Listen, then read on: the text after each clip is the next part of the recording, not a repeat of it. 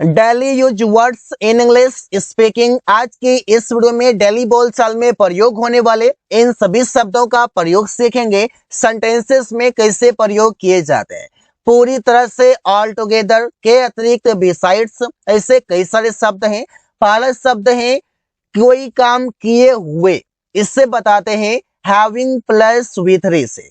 Having plus विथरी से बताते हैं कोई काम किए हुए। एग्जाम्पल देखिए, अमन से बात किए हुए बहुत दिन हो गए हैं। तो कोई काम किए हुए वहां पर हैविंग के साथ विथ री लगाते हैं।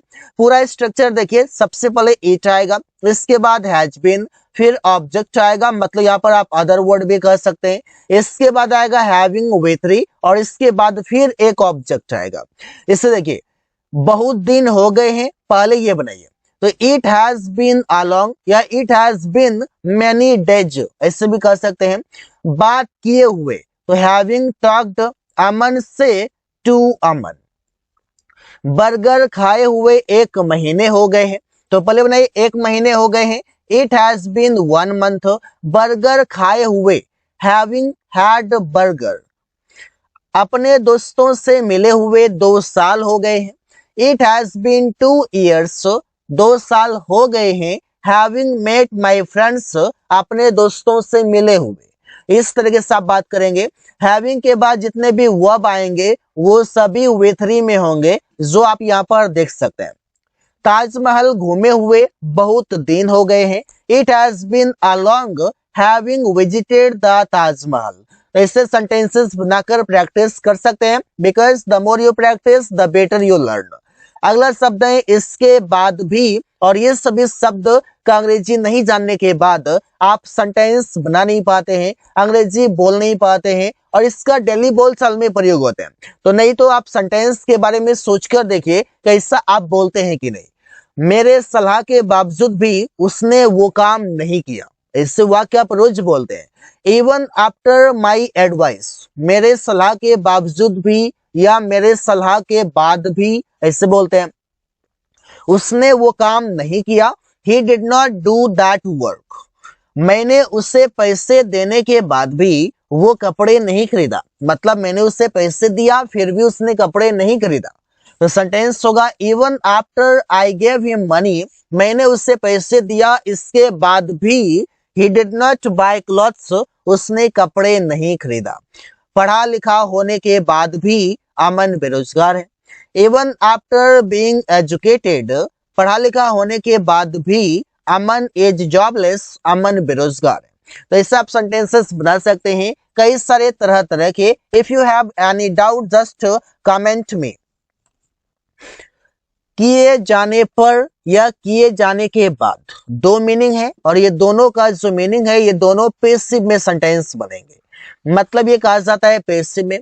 पैसिव में है हैविंग बीन और विथ री, इसका एक्टिव होता है हैविंग विथ री। हैविंग विथ री एक्टिव और हैविंग विथ री ये होता है पैसिव। इसके बाद एक कॉमा आएगा, फिर एक सेंटेंस आप लगा सकते हैं। एग्जाम्पल देखिए, परीक्षा पास किए जाने पर सभी का प्रमोशन हुआ, सभी का पदोन्नति हुआ, किससे बोलते हैं। तो पहले बनाइए परीक्षा पास किए जाने पर, कोई काम किए जाने पर तो हैविंग बीन, परीक्षा पास तो पास्ड द एग्जाम, यहाँ पर पास्ड विथ री में है। इसके बाद ये विथ री का ऑब्जेक्ट है। सभी का प्रमोशन हुआ, एवरीबॉडी या एवरीवन गॉट प्रमोशन। अपमानित किए जाने पर उसने नौकरी छोड़ा या छोड़ दिया।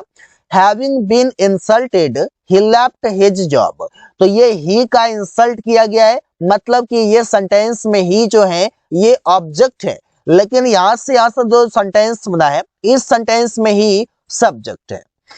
गली सजाए जाने के बाद हम लोग वहां पहुंचे, तो कोई काम किए जाने के बाद तो having been decorated the street, गली सजाए जाने के बाद वी रीच्ड देयर, हम लोग वहां पहुंचे।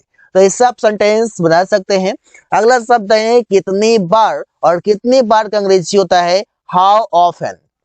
इसके बाद helping verb, subject, main verb, object, question mark आएगा। जैसे हम लोग कितनी बार मैच जीतेंगे, दैट मीन्स कि we are talking about winning the match, कि हम लोग कितनी बार मैच जीतेंगे। How often will we win the match. Suresh कितनी बार बाजार गया, how often did Suresh go to market. तो जैसा टेंस रहेगा उसके अनुसार आप सेंटेंस को बनाएंगे, लेकिन यहाँ पर देखना है कि कितनी बार के लिए ये एक ही शब्द आएगा और वो है हाउ ऑफन। तुमने कितनी बार अंग्रेजी बोला। How often did you speak English. How often के बाद आएगा हेल्प यू, अब जैसे डिड विल। इसके बाद सब्जेक्ट आएगा जैसे कि यू, सुरेश, वी। वो कितनी बार वो कर सकता है, दैट मीन्स किसी काम की बात कर रहे हैं कि वो ऐसे भी बोल सकते हैं वो कितनी बार पेड़ पर चढ़ सकता है, इस तरीके से। तो how often can he do that, या how often can he climb up the tree. तो इससे आप बोल सकते हैं, सेंटेंसेस बना सकते हैं कई सारे। अगला शब्द है संभावना है। संभावना है को आप डिनोट करते हैं likely to say. Subject is am are plus likely to V one object, उससे आने की संभावना है, दैट मीन्स कि वो आ सकता है, संभावना है, पॉसिबिलिटी है। तो आप बोलेंगे he is likely to come. इससे आप मॉडल वर्ब से भी बना सकते हैं, इससे ही मे कम, ऐसे भी आप बोल सकते हैं। खुशबू को अंग्रेजी सीखने की संभावना है because she is trying to learn, she was talking about learning English कि आई विल लर्न इंग्लिश, इस प्रकार से। तो Khushboo is likely to learn English. Ravi को डॉक्टर बनने की संभावना है बिकॉज वो डॉक्टर की पढ़ाई कर रहा है, तो Ravi is likely to become a doctor. Aman को सब्जी खरीदने की संभावना है क्योंकि वो बाजार गया है, तो Aman is likely to buy vegetables. तो इजमार के बाद लाइकली टू, उसके बाद वी वन आप लगा सकते हैं। Many sentences you can make, you can create because it is too easy.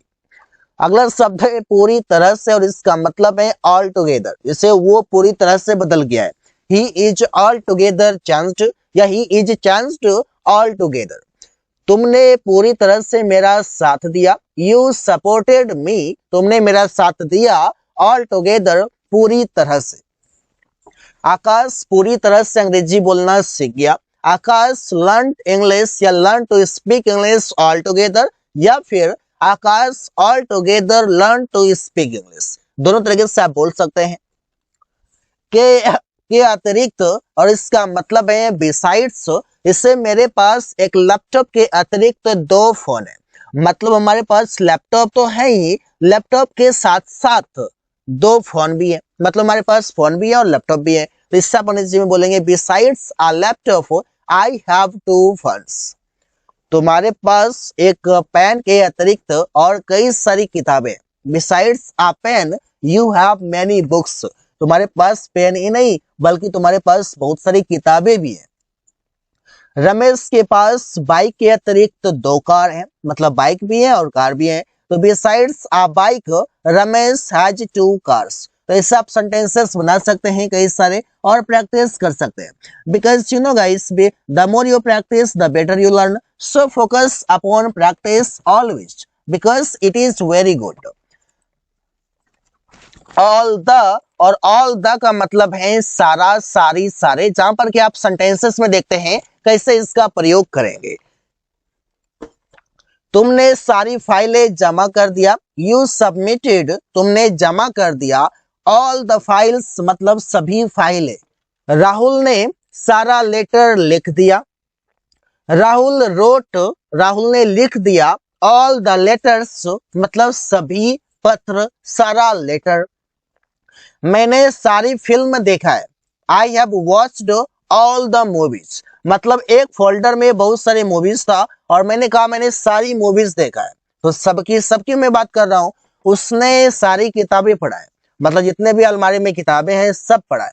He has read all the books. तो ऑल के बाद जो द आएगा, द के बाद यहाँ पर कोई नाउन आएगा, लेकिन वो नाउन होगा प्लूरल।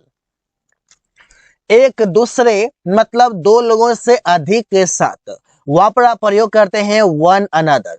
इससे हम लोग एक दूसरे से बात कर रहे हैं। We are talking to one another. तुम एक दूसरे के घर जाते हो। You go to one another's house. वो एक दूसरे के साथ व्यापार करता है। He does a business with one another. तो इससे आप सेंटेंसेस बना सकते हैं। अगला शब्द है अभी भी या अभी तक, और इसके लिए आप प्रयोग करते हैं येट का। येट का प्रयोग करते हैं जब काम अभी शुरू भी नहीं हुआ हो। जब काम शुरू भी नहीं हुआ है तो वहां पर आप येट का प्रयोग करते हैं। इससे वो अभी तक घर नहीं आया है। He has not come to house yet. उसने अभी भी अंग्रेजी नहीं सीखा है। He has not learned English yet. सीखना शुरू भी नहीं किया है। तुम अभी तक दिल्ली नहीं गए हो। You have not gone to Delhi yet. Yet का प्रयोग सेंटेंस के लास्ट में करेंगे कुछ इस तरीके से, के विरुद्ध या के खिलाफ। इसके लिए शब्द है अगेंस्ट, जैसे तुम क्यों अमन के खिलाफ हो। Why are you against अमन? वो तुम्हारे खिलाफ बात करता है। He talks against you. मैं इसके विरुद्ध हूँ। I am against it. हम लोग किसी के खिलाफ नहीं है। We are not against anyone. Just we are working upon something, upon some topics, but we are not against anyone. तो इससे आप बोल सकते हैं, सेंटेंसेस बना सकते हैं। अगला शब्द है जैसे ही वैसे ही। इसके लिए प्रयोग करते हैं even as का। एग्जाम्पल देखिए, जैसे ही सुमन ने मुझे देखा वैसे ही वो हंसने लगा। Even as सुमन saw me, जैसे ही सुमन ने मुझे देखा वैसे ही he began to laugh, वो हंसने लगा। जैसे ही मेरे दोस्त ने मुझे देखा वैसे ही मैं उसके पास गया। उसने मुझे देखा, मैं उसके पास गया। Even as my friend called me, जैसे ही मेरे दोस्त ने मुझे बुलाया, और अगर देखा तो यहाँ पर सा हो जाएगा, बुलाया तो कॉल हो जाएगा। I went to him, मैं उसके पास गया। जैसे ही प्रिया घर आई वैसे ही सभी लोग खुश हो गए। Even as Priya came to house, all the people got happy. ऐसा आप बना सकते हैं। अगला शब्द है how far, और इसका मतलब है कितना दूर। इससे वो कितना दूर काम करने जाता है। How far does he go to work? वे लोग कितना दूर दौड़ सकता है। How far can they run? That means कि यहाँ पर बात हो रहा है डिस्टेंस की। तुम कितना दूर जा रहे हो। How far are you going? तुम कितनी दूर इसे फेंक सकते हो। तो how far can you throw it? तो सेंटेंसेस ऐसे ही बनते हैं how far की मदद से। में से कोई नहीं, इसका अंग्रेजी होगा none of, और उसके बाद कोई नाउन का प्रयोग करते हैं। इससे बोलते हैं अमन के दोस्त में से कोई खाना नहीं खाया है। None of Aman's friends have eaten food. उनमें से कोई नहीं मुझसे मिला है। मतलब वो लोग बहुत सारे लोग हैं लेकिन उसके ग्रुप में से कोई भी मुझसे नहीं मिला है। I have met, मैं मिला हूं। None of them, उनमें से किसी से नहीं। या none of them have met me, ऐसे भी बोल सकते हैं। मेरे भाई में से कोई बेरोजगार नहीं है। None of my brothers are jobless. तो इसके ऑफ के बाद जो नाउन रहेगा वो नाउन प्लुरल रहेगा। कोई किताबें नई नहीं है। None of the books are new. तो इससे आप सेंटेंसेस बना सकते हैं। So guys, thanks for watching. That's all for today.